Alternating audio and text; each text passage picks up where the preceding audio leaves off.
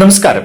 കൊൽക്കത്ത ആർജിക്കർ ആശുപത്രിയിലെ വനിതാ ഡോക്ടറെ ക്രൂര ബലാത്സംഗം ചെയ്ത് കൊലപ്പെടുത്തിയ സംഭവത്തിന്റെ അലയൊലികൾ രാജ്യം മുഴുവൻ ആഞ്ഞടിച്ചിരിക്കുകയാണ്.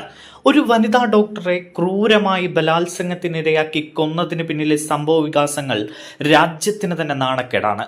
എന്താണ് ഈ സംഭവവുമായി ബന്ധപ്പെട്ട് തുടക്കം മുതൽ നടന്നത് എന്ന് നമുക്ക് നോക്കാം. ആദ്യം മുതലേ ഈ കേസിൽ നടന്ന അന്വേഷണത്തിലെ അലംഭാവം ഞെട്ടിക്കുന്നതാണ്.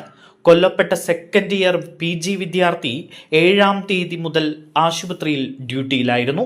9-ാം തീയതി പുലർച്ചെ 2 മണിയോടെ സുഹൃത്തുക്കളോടൊപ്പം ആഹാരം കഴിച്ച് സെമിനാർ റൂമിലേക്ക് പഠിക്കാനായിരുന്നു. ഈ സമയം സുഹൃത്തുക്കൾ ഡ്യൂട്ടിക്ക് പോയി.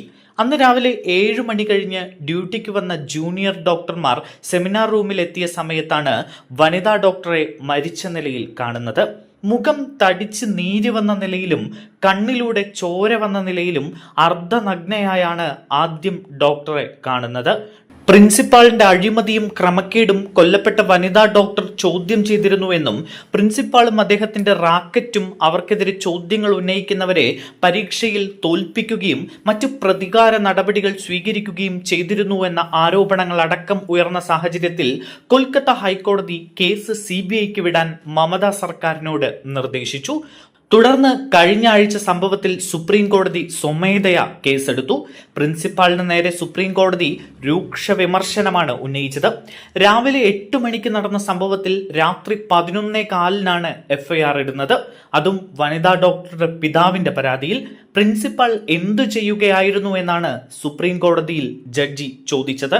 കേസിലെ പ്രതിയായ സഞ്ജയ് റോയ് സംഭവം നടന്ന ദിവസം രാത്രി എമർജൻസി റൂമിൽ കയറിപ്പോകുന്നത് കണ്ടിരുന്നു. പോകുന്ന സമയത്ത് ഇയാളുടെ ചെവിയിൽ ഹെഡ്സെറ്റ് ഉണ്ടായിരുന്നു.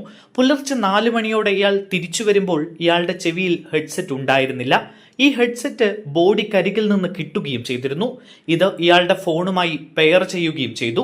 ഇരയുടെ ബോഡി സാമ്പിളിൽ നിന്ന് കിട്ടിയ ചില ടിഷ്യൂ DNA ഇയാളുടേതുമായി മാച്ച് ചെയ്യുന്നുണ്ട്. പോസ്റ്റ്മോർട്ടം റിപ്പോർട്ടിൽ കൂട്ടബലാത്സംഗം എന്നത് തള്ളിക്കളയുന്നില്ല എന്നതും ശ്രദ്ധേയമാണ്. പ്രിൻസിപ്പാളിന്റെ അഴിമതിയും ക്രമക്കേടും മറച്ചുവെക്കാനുള്ള ബലാത്സംഗ കൊലപാതകമായിരുന്നു ഇത് എന്ന ചില ചോദ്യങ്ങളാണ് ഉയരുന്നത്. എന്താണ് സത്യത്തിൽ നടന്നത് എന്ന് ജനങ്ങൾക്ക് മുന്നിൽ കൊണ്ടുവരാൻ വേണ്ടിയുള്ള പോരാട്ടമായാണ് ഡോക്ടർമാർ നടത്തിയ സമരത്തെ നമുക്ക് കാണാൻ കഴിയുക.